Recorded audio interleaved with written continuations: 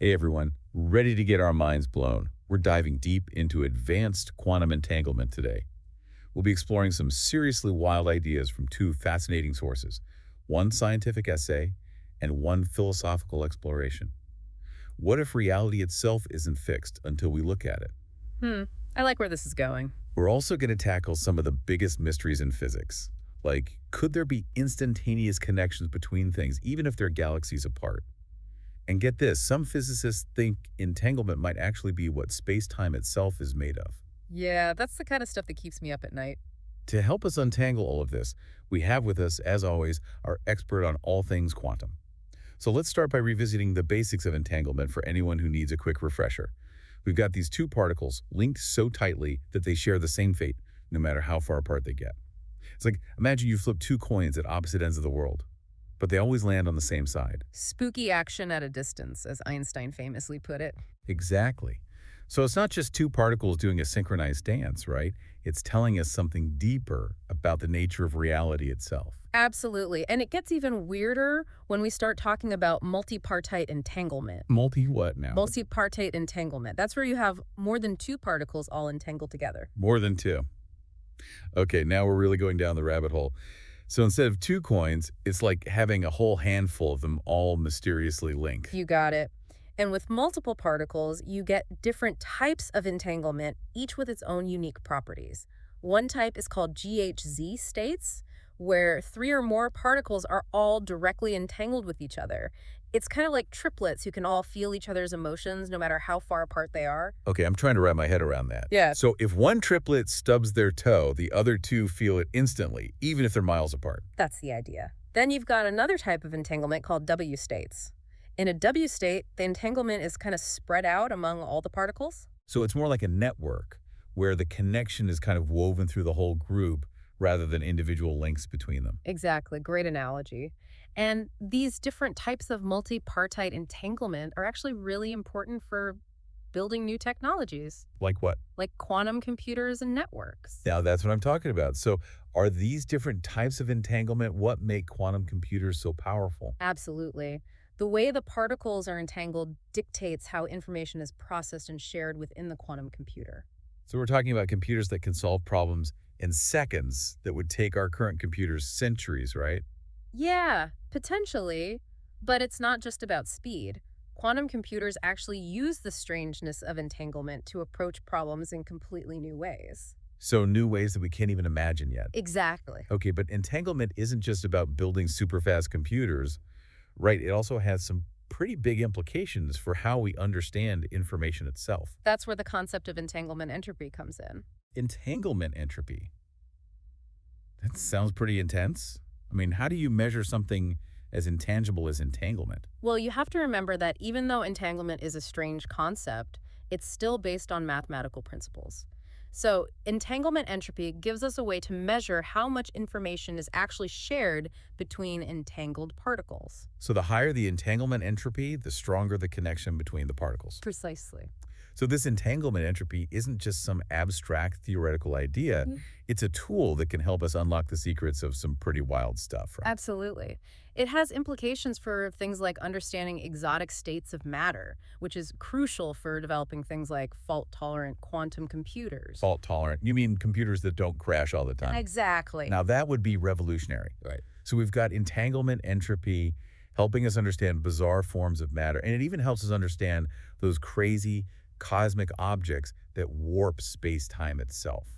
Black holes. You're talking about the holographic principle. Yeah, the holographic principle. It's the idea that the universe is like a giant hologram, and entanglement is the code that makes it all work. A holographic universe. You mean everything we see and experience is just a projection of information stored somewhere else? It's a wild idea, and there's a really complex mathematical framework called the AD-SCFT correspondence that seems to back it up. I have to admit, all this talk of holograms and multidimensional universes has my head spinning a bit. Just wait, it gets wilder. I'm ready for it. Yeah. So we've gone from these tiny particles to the vastness of the universe all in the span of just a few minutes. And it seems like entanglement is the thread connecting it all. It's a profound concept that is literally forcing us to rethink everything we thought we knew about reality. And we haven't even gotten to the really mind-bending stuff yet, the philosophical implications of it all. But I think we'll save that for part 2 of our deep dive. So join us next time as we go down the philosophical rabbit hole of entanglement and how it changes our understanding of the universe and ourselves. Welcome back to our deep dive into the mind-bending world of advanced quantum entanglement. Last time we were talking about those mysteriously linked particles, remember? Right, and how even groups of particles can get all tangled up together. Yeah, multipartite entanglement. If that's the one. And we even started hinting at how entanglement might be the key to figuring out the fabric of the universe. But today we're going down the philosophical rabbit hole Buckle up. because we're about to explore how entanglement challenges everything we think we know about reality and what it means to exist.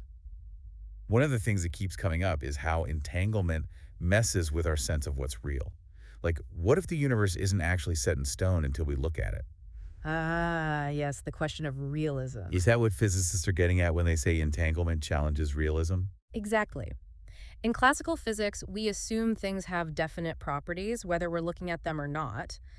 But entanglement suggests that might not be the case at the quantum level. So it's not just that we don't know the properties until we measure them. It's that they don't even exist until we measure them. That's one way to interpret it, and it's a pretty radical departure from our everyday experience. Okay, I'm trying to wrap my head around that. So if we're not looking at the moon, it might not actually be there. Well, hold on, it's not quite that simple.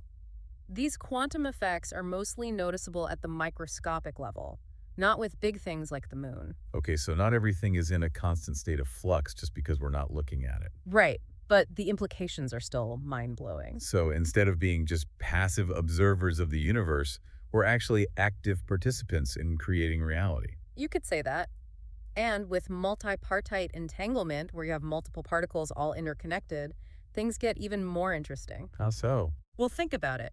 If you have 3 particles that are entangled, the way you choose to measure one of them can actually affect the properties of the other 2, even if they're far apart.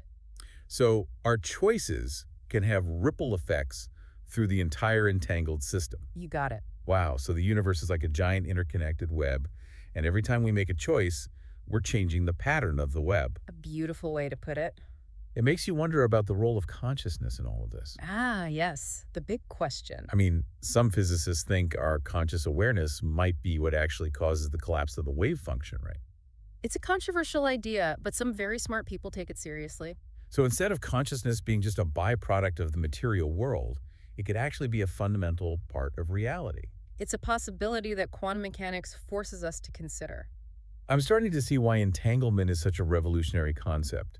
It's not just about weird physics. It's about rethinking our whole understanding of what's real and how we fit into it. Exactly, and it's not just theoretical either. Right, we talked about quantum computers, but what about other applications? Well, one of the most exciting areas is quantum communication. Quantum communication, what's that? Imagine being able to send information instantly across vast distances without being limited by the speed of light. Wait, faster than light communication? Isn't that impossible? According to Einstein, nothing can travel faster than light through space. But entanglement doesn't involve sending anything physical through space. Right, it's all about the connections. Exactly. It's about the instantaneous correlation of properties between entangled particles, regardless of the distance between them. So it's like a cosmic shortcut, bypassing the limits of space-time. In a way, yes. And this principle is actually being used to develop technologies like quantum teleportation. Hold on, teleportation? Like beaming people up in Star Trek? Well, we're not quite beaming people across the galaxy yet, but scientists have successfully teleported quantum states.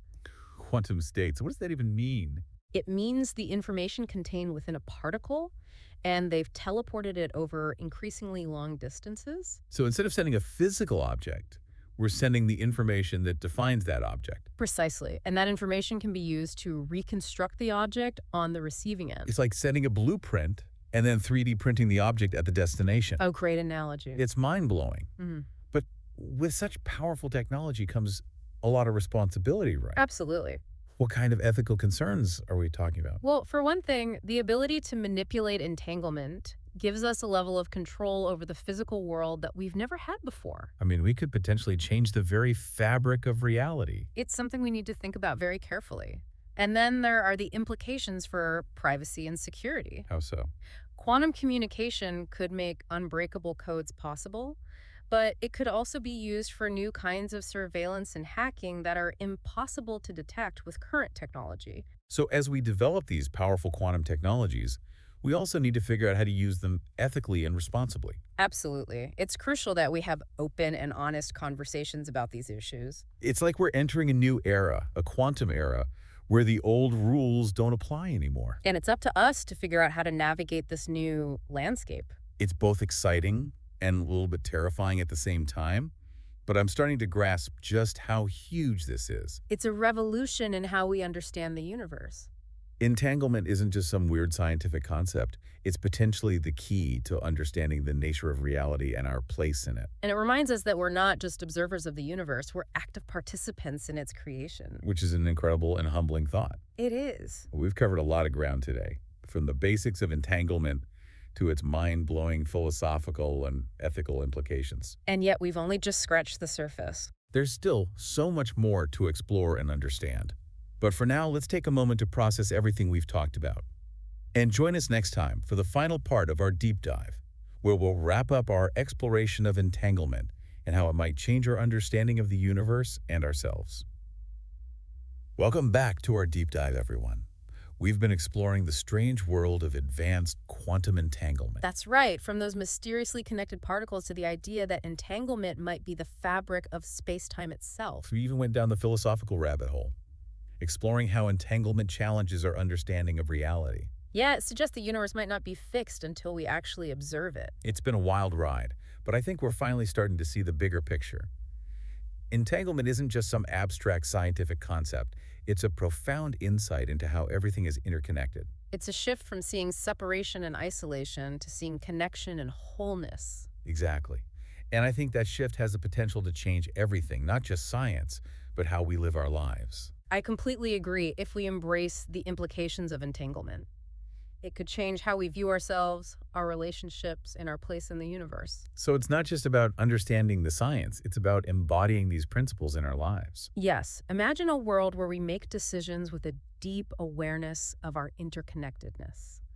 A world where collaboration and cooperation are more important than competition and isolation. It sounds like a utopia. But is it really possible to apply this mind-bending scientific concept to the real world? I believe it is, and it starts with education. We need to share this knowledge and inspire a sense of wonder and curiosity about the quantum world. The more people understand the implications of entanglement, the more likely we are to see these principles reflected in our values and actions. So it's about fostering quantum literacy, not just among scientists, but among everyone. Exactly. And it's about embracing the uncertainty and mystery that entanglement reveals. Right, because the quantum world challenges our everyday intuitions. It forces us to let go of our rigid assumptions and embrace a more fluid, interconnected way of seeing reality. It's like we're being asked to expand our consciousness, to see beyond the limitations of our everyday perception. Precisely. And with that expanded consciousness comes a greater sense of responsibility. If we're all interconnected, then our actions have ripple effects throughout the entire web of life. So entanglement isn't just a scientific theory, it's a call to action. In a way, yes. It's an invitation to live more consciously, more compassionately, and with a greater awareness of the connections that bind us all. Well, this deep dive into quantum entanglement has given me a whole new perspective on the universe. Me too. It's both humbling and empowering. It reminds me of the incredible potential we each have and the responsibility that comes with it. That's a great way to put it. I hope you, our listeners, have also been inspired to explore these ideas further. The quantum world is full of wonder, mystery, and possibility. It challenges us to question our assumptions, expand our awareness, and embrace the interconnectedness of all things. So keep exploring, keep questioning, and keep diving deep into the mysteries of the universe. Until next time.